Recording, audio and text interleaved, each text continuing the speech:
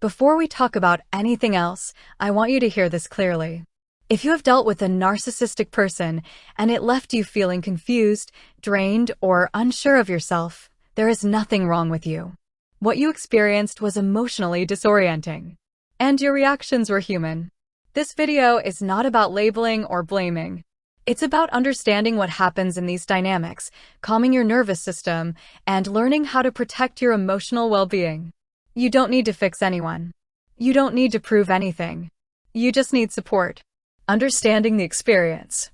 Being involved with a narcissistic person often feels confusing because the experience is inconsistent. That contrast can create anxiety. It can make you question yourself. And it can slowly disconnect you from your inner sense of stability. Over time, you may notice that you're thinking about their reactions more than your own needs. That's not a failure. That's a nervous system responding to unpredictability.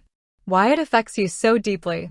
When emotional care is inconsistent, the body stays on alert. You may find yourself waiting for warmth, waiting for reassurance, waiting for things to feel safe again.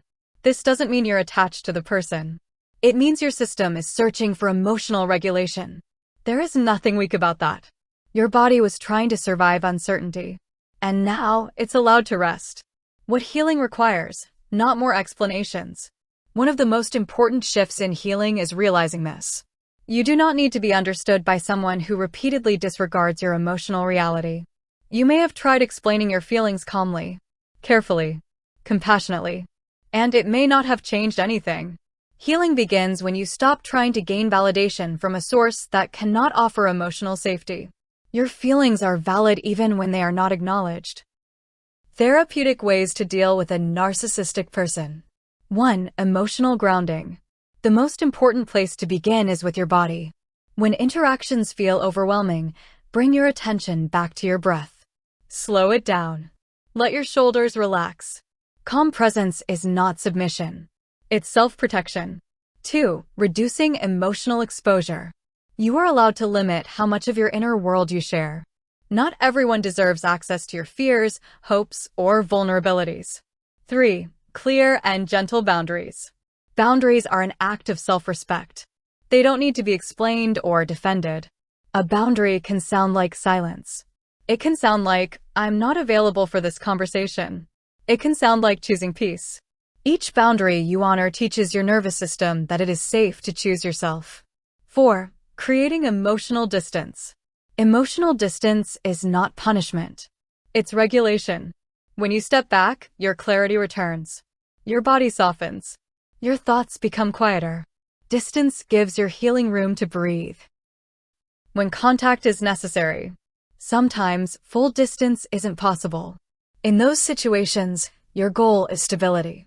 Keep communication brief and factual. Release the need to be understood. Protect your emotional energy. You are allowed to engage without attaching. Rebuilding your inner foundation. Healing after narcissistic dynamics often involves rebuilding trust with yourself. You may need time to reconnect with your intuition, to listen to your body again, to believe your feelings. You are not broken. You are recalibrating. And every moment you choose gentleness over self-blame, you are healing. Hope and empowerment. If you're listening to this and recognizing yourself, I want you to know something important. You are not weak. You are not too sensitive. You are responding to something that was emotionally unsafe. Peace is not something you earn. It's something you allow. Thank you for being here.